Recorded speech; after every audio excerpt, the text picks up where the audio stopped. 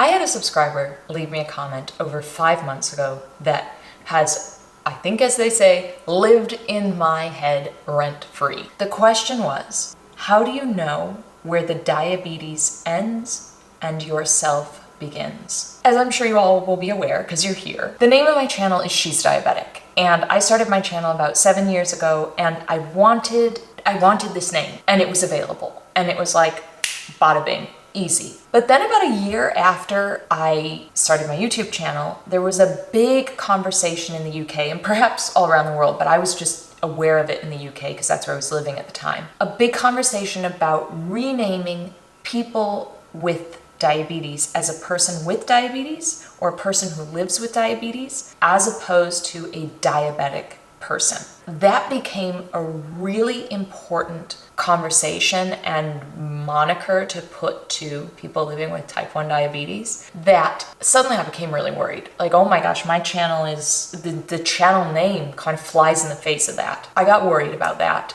but then I stopped worrying about it. I don't know, it didn't bother me, and it was my channel, and that's what we're doing. You know, the title was chosen, but at the same time, I thought about this question then, and I thought about those words when they were going through, and I'm sure they're still going through. People have brought it up to me in person before about this. So I find it very interesting that this really hits a nerve with people. I think that means it's important. Coming back to the question, the more I think about it, the times in my life where I've really actively tried to ignore or unattach myself from my type 1 diabetes, the louder it's gotten in my life. That might be obvious, actually. You know, if you ignore your diabetes, you're gonna feel like really bad. Things are gonna kind of go off the rails, and they can do so very quickly. There's that practical element.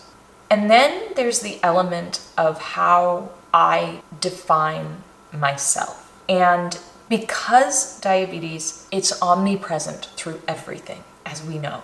It's present throughout 365, 24/7. You don't get a break. That is relentless and exhausting. But it also is undeniably a part of who I am and what has brought me to this moment now. I never would have this channel. There are so many things about my behaviors. They might be different, but they also might not be different, which is interesting if I didn't live with type 1 diabetes. For example, I make healthy choices to make my living with type 1 diabetes easier. That is no doubt about that. But a lot of adults, all adults, in order to live a happy, healthy life, could be argued that you need to focus on your health. So sometimes I've gotten it in my head that, like, if I wasn't type 1 diabetic, I wouldn't have to worry about this, that, or the other.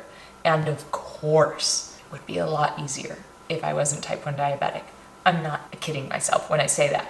But at the same time, those adult behaviors of having to choose healthy habits, of having to prioritize sleep, etc., they would still be present. And actually, that's very helpful for me to continually remind myself of, because it allows for more harmony between me and my type 1 diabetes, as opposed to it being this thing that is so personally horrific.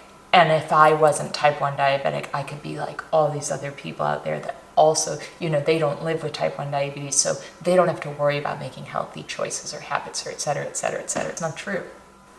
And that's helpful for me to remind myself of. And again, I caveat this all with, this is just how I feel. And I am fully aware that life with type 1 diabetes is really a million times more complicated than life without diabetes. But at the same breath, diabetes has brought me a lot of positive things. So there's an ownership I have over being diabetic, being a person with type 1 diabetes, that I feel immensely proud of. And on that note of our sort of need universally to focus in on healthy habits, living with diabetes or not, I want to thank today's sponsor, Nourish. As many of you will know, I have been partnered up with Nourish for several videos, and that speaks volumes about how strongly I feel about this service. Nourish is an online platform that connects people with registered dietitians using their insurance. It has been fabulous, fabulous, fabulous for me to heal and nurture my relationship with food. 94% of people pay $0 out of pocket to work with a registered dietitian on Nourish. Type 1 diabetes is expensive. We really need these resources, and they can be so life-changing, but sometimes the cost is prohibitive. So I really applaud them, and thus I feel really comfortable sharing my experience about them and having them as part of this channel and having such a positive working relationship with them, because this is a really valuable service in harmony with a service that you already pay for, being your insurance. I've been working with my registered dietitian for over 6 months now, and just recently I've started to really ramp up the protein of it all. I've started cooking more meals and realizing what works better with my blood sugar, what works worse, what works when I'm out traveling. We've just been traveling for 2 weeks in Paris and Vienna, and there's always a lot to contend with there.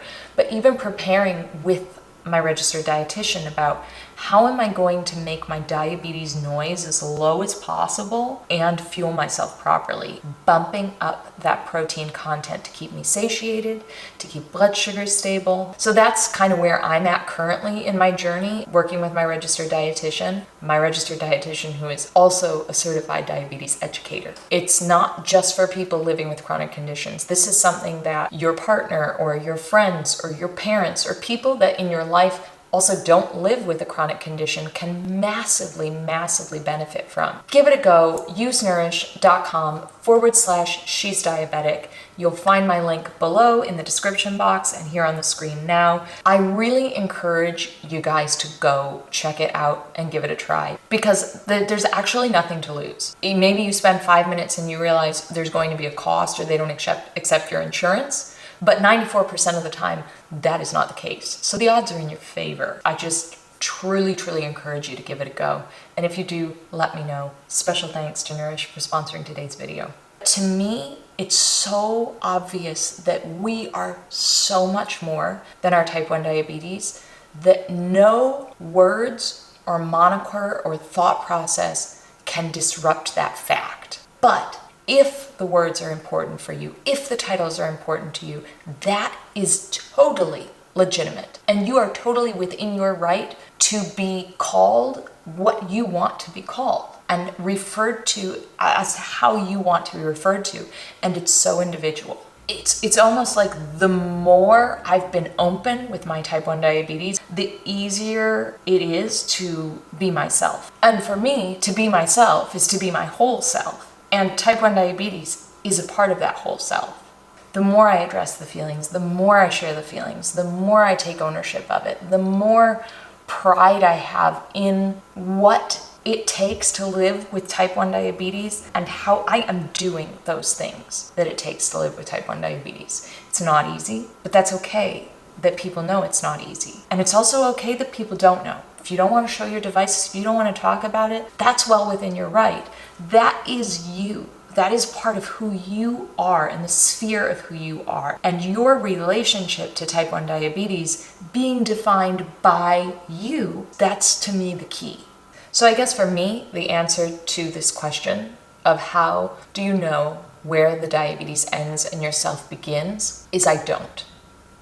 And I'm not worried about it. But that's just how I feel right now. And that's just how I feel. I really want to know how you guys feel. Please let me know in the comments down below, because I think this is a very important conversation, because it sort of goes beyond type 1 diabetes and it goes to the holistic approach of how you exist in the world and how you define yourself and how you feel others define you.